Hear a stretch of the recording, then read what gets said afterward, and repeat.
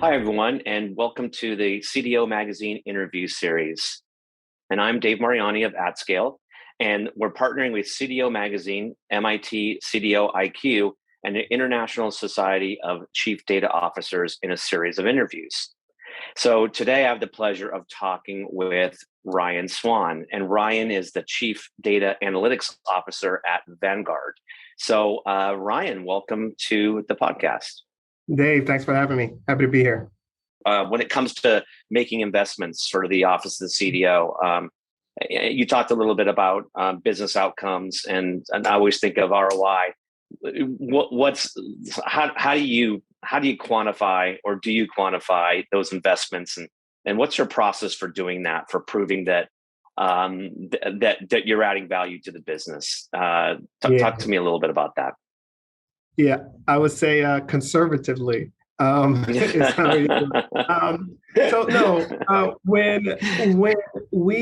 do this a lot. So we work with our finance office to model out value, return on investment, NPV, when we make an investment in data analytics, and then we test based off of hey, we're gonna have a control group, and we're gonna have a group that is going to leverage this capability, build a new model. We have 60 plus models at Vanguard, and using all different types of things. When we apply that model against the control group, we're testing to determine how effective, how much lift that we're actually getting by leveraging a particular model, and then using that to back into what we believe the value is, and then we track it. So we say, hey, the return on the investment is 2 years or 3 years. We'll then track it over that time period to make sure that we're getting it. And if not, we'll adjust depending on what the data is showing us. So we do it a number of ways. But it's in partnership with finance and in partnership with the business to say, okay, you value your ability to identify the right time and the right content to contact the right client. Let us help you do that, but let's also measure how much more effective that is than how you've typically done it before. And that's the difference that we're able to capture and show value. The other side of it is really around, cost avoidance or cost reduction. If we're able to reduce the cost that it takes us to run, analytics, or leveraging our cloud platforms, and how we think about managing costs that way. That's another way we account value. And then the third way is really around the reduction of risk. We're in a regulated industry in financial services. Obviously every company has cyber risk and that type of risk. So we're fraud, anti-money laundering, all of those things. And so we have kind of industry standard models that help us show where our risk levels are, and whether or not we're reducing that risk by leveraging data analytics. And so a few different ways that we actually identify with the return on investment that helps us make the business case for investment to our executives and to our board.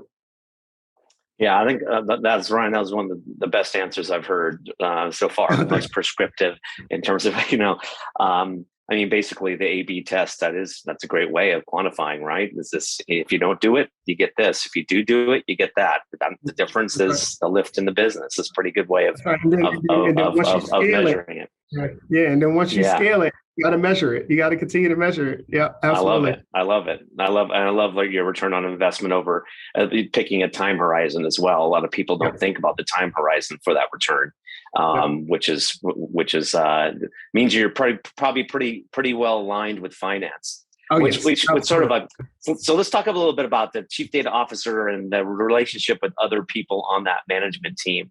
Yeah. We've heard. I think we've got a good feel for finance. What other things do you see? What other kind of relationships have you built with the management team? Things that you've done that have worked in the past that you think others could replicate? Yeah, building. I always say that the CDO, CDAO, I'm using them kind of interchangeably, um, has to be able to straddle the fence and build relationships with the business, with the other C-level executives, to help drive business outcomes. In order to do that, sometimes that is, helping them. Initially, it's like, how do you build trust and collaboration in an organization? Well, you got to start working together. You got to help them with the things that matter to them the most, because they've prioritized a list of things for the year or for the 5-year or for their 3-year strategy, whatever it is, right? So you want to align to that, but you want to help them achieve those goals, right? And then as you do that, you want to build in the kind of best practices and kind of highlight the areas where, hey, this is an area where we can really help you. Let me show you why. And so that's part of it. The other part is really communication and how you communicate with your stakeholders, right? You got to know your audience. Like if I go in and I'm talking to, our chief human capital officer, a chief people officer, and I start talking about, linear regressions, she may know because she may have a background in math. I don't know, but chances are you don't want to talk that way. So you gotta be able to code switch, so to speak. Know your audience so that they can understand, hey, this is a great example for when we would use machine learning, but this other example is actually not what we use machine learning for because of X, Y, and Z.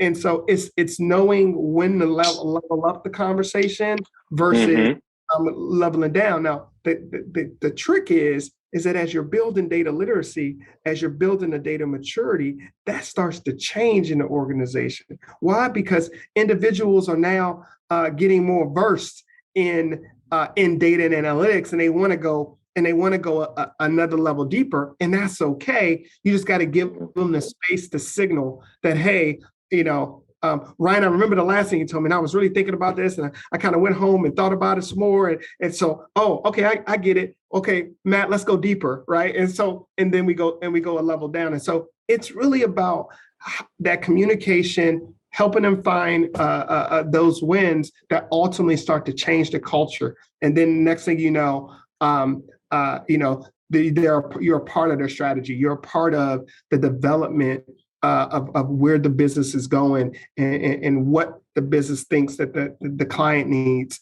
based off of the nudge. I mean, the indication that we're getting from the data, the signals that we're getting from the data. So yeah. I love that. So it sounds like, your success comes from just talking with your partners, finding out where their priorities lie, and then figuring out how you can use data and technology to sort of help them meet their goals.